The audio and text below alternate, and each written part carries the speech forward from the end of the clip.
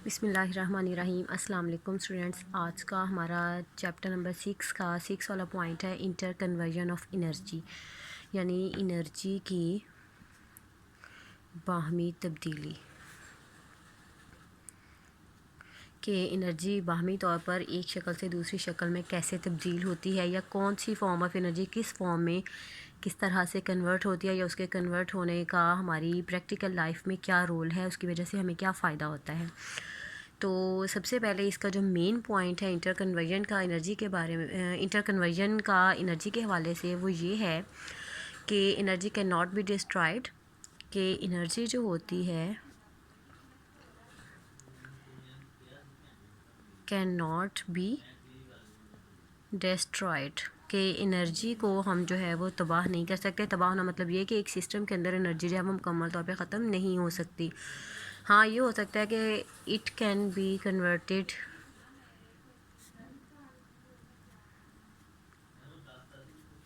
From one form to another,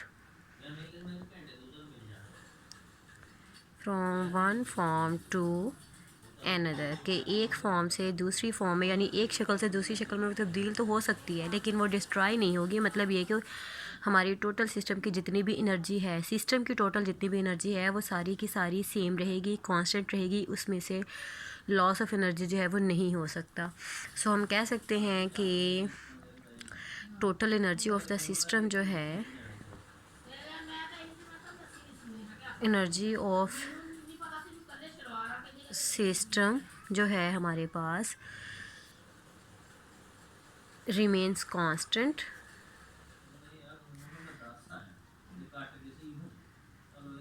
और कह सकते हो कि रिमेन्स सेम।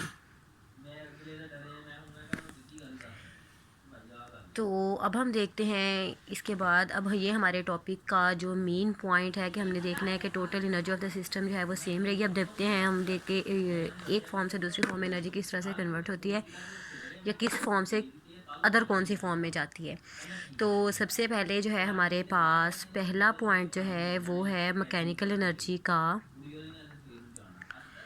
मैकेनिकल एनर्जी की कन्वर्जन है हमारे पास टू हीट।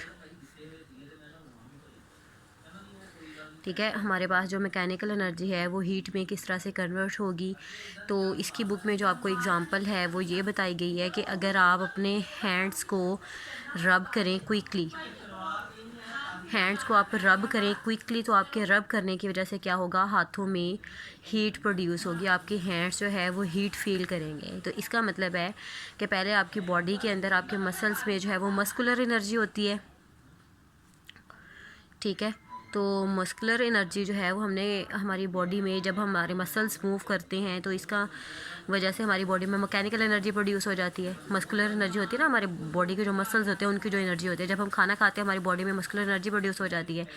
यही मस्कुलर एनर्जी जो है, जब आप हैंड्स को रब करेंगे क्विकली, तेज़ी से, तो उसकी हैंड्स को रब करने की वजह से आपकी बॉडी के अंदर जो है वो मैकेनिकल एनर्जी प्रोड्यूस हो जाएगी। ठीक है, ये जो मैकेनिकल एनर्जी होगी ये किस में कन्वर्ट हो जाएगी, फिर हीट में। तो इसका मतलब है हमने पहले इंटरकन्वर्जन किसकी देखी है, मैकेनिकल एनर्जी की कह सकते हो, या फिर मस्कुलर एनर्जी की कह सकते हो, इनटू हीट, कि वो हीट में चेंज हो जाती है और आपको अपने हाथ जो हैं वो वार्म फील होते हैं, गर्म फील हो रहे होते हैं फिर। ठीक है, उसके बाद जो है हमारे पास सेकंड एग्ज़ाम्पल जो है उसमें हमने देखना है, अब हमारे पास सेकंड है, उसमें हमने देखना है कि हमारी पोटेंशियल एनर्जी जो है वो काइनेटिक में किस तरह से चेंज हो सकती है, या फिर हम कह सकते हैं काइनेटिक एनर्जी जो है वो पोटेंशियल एनर्जी में किस तरह से चेंज होगी। ठीक है, तो सबसे पहले हम देखते हैं कि जैसे हमारे पास एक बॉडी होती है, वो जब ज़मीन पे मौजूद होती है, एक बुक पे आपके एग्जांपल गिवन है कि एक स्टूडेंट जो है वो इस तरह से है कि वो पहले वो यहाँ पर ज़मीन पर मौजूद है, तो यहाँ पर जब ज़मीन के ऊपर है तो उसकी काइनेटिक एनर्जी हम देखेंगे कितनी है, जब वो हाइट पर है तो उसकी पोटेंशियल एनर्जी देखेंगे कितनी है। जब हम विद रिस्पेक्ट टू हाइट किसी ज़मीन से ऊंचाई की बात करते हैं तो एट दैट टाइम उसकी पोटेंशियल एनर्जी जो है वो मैक्सिमम होती है। ठीक है, उसकी काइनेटिक एनर्जी उसके अकॉर्डिंग यहाँ पे क्या हो जाएगी, ज़ीरो हो जाएगी। सेम एज़ यहाँ पर जब उसकी kinetic energy on the earth maximum है। ठीक है, तो इसका मतलब है कि उसकी पोटेंशियल एनर्जी क्या हो जाएगी, ज़ीरो हो जाएगी। तो जैसे ही बॉडी ज़मीन पर थी उसकी काइनेटिक एनर्जी मैक्सिमम थी, उसे हम हाइट एच पर लेके गए तो उसके मूव करने की वजह से उसकी काइनेटिक एनर्जी जो थी वो इस पॉइंट पर पहुंचते ही ज़ीरो हो गई, बिकॉज बॉडी एक वाइल रुक जाती है 1 सेकंड के लिए, कुछ लम्हे के लिए। या अगर हम इस पोजीशन के रहते हुए बात करें तो यहाँ पर जो काइनेटिक एनर्जी थी वो पोटेंशियल में कन्वर्ट हुई विद रिस्पेक्ट टू पोजीशन और उसकी काइनेटिक एनर्जी ज़ीरो हो गई। जैसे ही वो body down to the earth ज़मीन की तरफ वापस आती है, कम बैक उसका होता है ज़मीन की तरफ, तो उसकी पोटेंशियल एनर्जी जो है वो अगेन काइनेटिक एनर्जी में चेंज हो जाती है और उसकी पोटेंशियल एनर्जी फिर से क्या हो जाती है, ज़ीरो हो जाती है। इसका मतलब है कि हमने सेकंड कन्वर्जन देखी पोटेंशियल एनर्जी की काइनेटिक एनर्जी में, या कह सकते हो कि काइनेटिक की पोटेंशियल में। उसके बाद जो है हमारे पास नेचर में देखते हैं कि किस किस तरह से नेचुरली ख़ुद ब खुद कुदरती तौर पर या फिर फितरती तौर पर जो है वो कौन कौन से प्रोसेस होते हैं जिसमें हमारे पास जो है वो एनर्जी की फॉर्म एक से दूसरे में कन्वर्ट होती है। ठीक है, तो एनर्जी के इंटर कन्वर्जन होने की वजह से या फिर एनर्जी की फॉर्म्स चेंज होने की वजह से नेचर में बहुत सारे प्रोसेसेस होते हैं। उनमें से वन जो है वो हमारे पास रेन फॉल का भी होता है कि रेन फॉल जो है वो किसकी कन्वर्जन की वजह से होती है, यानी बारिश हमारे पास जो है वो किसकी कन्वर्जन की वजह से होती है। तो सबसे पहले जो देखें हमारे पास जो है वो सन से आती है सोलर एनर्जी। सन से हम क्या ले रहे हैं, solar energy. Solar energy mean हम उसकी वजह से हीट भी ले रहे हैं और लाइट भी ले रहे हैं। ठीक है, अब होता क्या है, हमारी ज़मीन पे जो है वो पानी होता है ओशंस में, ओशन, लेक, झील, नहरें वगैरह, दरियाओं में कह सकते हो, इन सब में अब जैसे ही ये हीट यानी सोलर एनर्जी आती है ज़मीन पर, इस पानी में पानी के कतरे या पानी जो है इसको अपने अंदर एब्जॉर्ब कर लेता है हीट को। जैसे ये हीट को एब्जॉर्ब करेगा, इसके अंदर जो मॉलिक्यूल्स होंगे उनकी जो एनर्जी थी वो ज़्यादा होना शुरू हो जाएगी हीट की एब्जॉर्बशन की वजह से। हीट की एब्जॉर्बशन की वजह से जब तेज़ होगी, एब्जॉर्बशन ज़्यादा होगी हीट की, तो उसकी वजह से इन मॉलिक्यूल्स की थर्मल एनर्जी जो है वो क्या होगी, उनके अंदर थर्मल एनर्जी प्रोड्यूस हो जाएगी।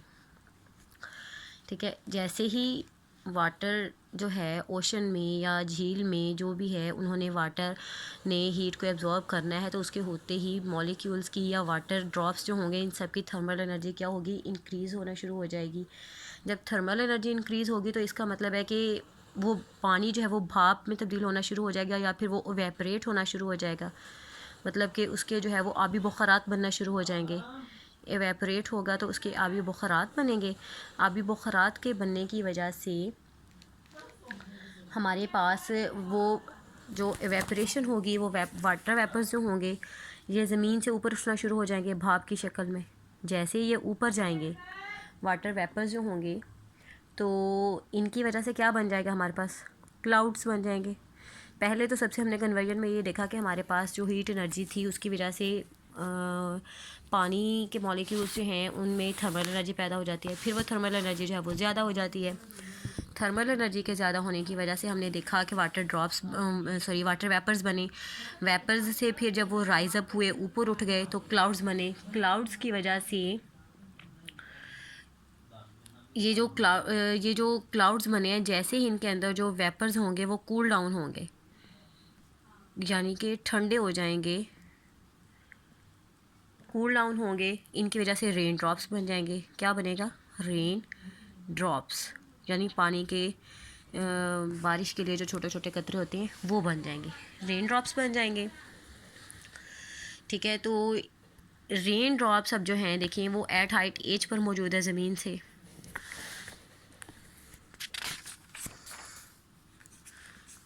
रेन ड्रॉप्स जो हैं हमारे पास एट हाइट एज मौजूद हैं इस टाइम, वो एट हाइट पर होते हैं फ्रॉम दी अर्थ, या हम अगर ज़मीन के लिहाज से बात करें तो ये हाइट पर होते हैं। हाइट पर इसका मतलब है उसकी पोटेंशियल एनर्जी क्या थी, मैक्सिमम होती है जब कोई body at height as per होती है, और उसकी काइनेटिक एनर्जी जो है वो मिनिमम या ज़ीरो होती है। तो जैसे ही वो ड्रॉप्स जो हैं एट हाइट पर थे रेन ड्रॉप की फॉर्म में कन्वर्ट हुए, रेन ड्रॉप करने के बाद उनकी पोटेंशियल एनर्जी उस टाइम क्या होती है, मैक्सिमम होती है। जैसे ही बारिश होती है ये रेन ड्रॉप्स होते हैं ज़मीन की तरफ आते हैं, ज़मीन पे दोबारा से बरसते हैं। जैसे ही ज़मीन पे बरसेंगे फिर से इनकी पोटेंशियल एनर्जी यहाँ पर आके क्या हो जाएगी, ज़ीरो हो जाएगी, और काइनेटिक एनर्जी क्या हो जाएगी, मैक्सिमम हो जाएगी। ठीक है, इन तीनों पॉइंट्स पे अगर हम देखें तो रेन ड्रॉप्स की पोटेंशियल एनर्जी जो है वो ज़मीन पे आके ज़ीरो हो जाएगी और इसकी काइनेटिक एनर्जी जो है वो मैक्सिमम हो जाएगी। फिर अगेन वही सर्कल चलेगा कि पहले ये वाटर ड्रॉप्स दोबारा से ज़मीन पे वापस आ गए, समंदरों वगैरह में, लेक्स में, नहरों में, तो अगेन वही साइकिल फिर से सारा चलेगा कि वही पानी फिर से हीट एनर्जी को एब्जॉर्ब करेगा, अपनी थर्मल एनर्जी को इंक्रीज़ करेगा, फिर उसकी वजह से वो कंडेंस हो, एवेपरेट हो जाएंगे, एवेपरेट होंगे, वहाँ पर जाकर अपने आप को कंडेंस करेंगे, कूल डाउन करके वाटर ड्रॉप से रेन ड्रॉप में कन्वर्ट होंगे, फिर से ज़मीन पे आएंगे, काइनेटिक एनर्जी मैक्सिमम करेंगे, एंड अगेन वही साइकिल जो है वो चलता रहेगा। ठीक है, उसके बाद जो है हमारे पास लास्ट पे इस टॉपिक है कि जैसे ही रेनफॉल होती है, kinetic energy changes into thermal energy, while parts of the kinetic energy of flowing water is used to wash away soil particles of rocks known as a soil erosion. यहाँ पे और ये बताया गया कि जैसे ज़मीनी कटाव हो जाता है या दरख्तों की जड़ें वगैरह नंगी हो जाती हैं साइडों से, मतलब जब भी ज़मीनी कटाव वगैरह होता है, तूफ़ान वगैरह हो, तो दरख्तों के साइडों पे जो जगह होती है, जब जड़ें खाली साफ़ नज़र आने लग जाती हैं, ढकी नहीं रहती ज़मीन की मट्टी की वजह से, तूफ़ान की वजह से जब वो मट्टी ऊपर से उड़ जाती है ना, तो यहाँ से जड़ें नंगी हो जाती हैं। तो जब ये पानी जो है वो ज़मीन पे आता है तो बहता हुआ जाता है ना, तो इसको, इस सॉइल को जो उखड़ी हुई होती है उसको वॉश यानी कि अपने साथ ले जाता है बहा कर। तो एट दैट टाइम जो काइनेटिक एनर्जी होती है वो जो है वो थर्मल एनर्जी की फॉर्म में होती है हमारे पास। काइनेटिक जो है वो थर्मल एनर्जी में कन्वर्ट हो जाती है जब क्या कर रही होती है वो सॉइल एरोजन, यानी कि वो मट्टी को जब अपने साथ बहा के लेकर जा रही होती है। ठीक है, तो इस तमाम टॉपिक का एंड पे रिज़ल्ट क्या निकलता है हमारे पास, हमने इस टॉपिक से सीखा क्या है कि हमारे पास रिज़ल्ट ये निकला है कि interconversion of energy from one form to another form, total energy remains constant, total energy remains constant,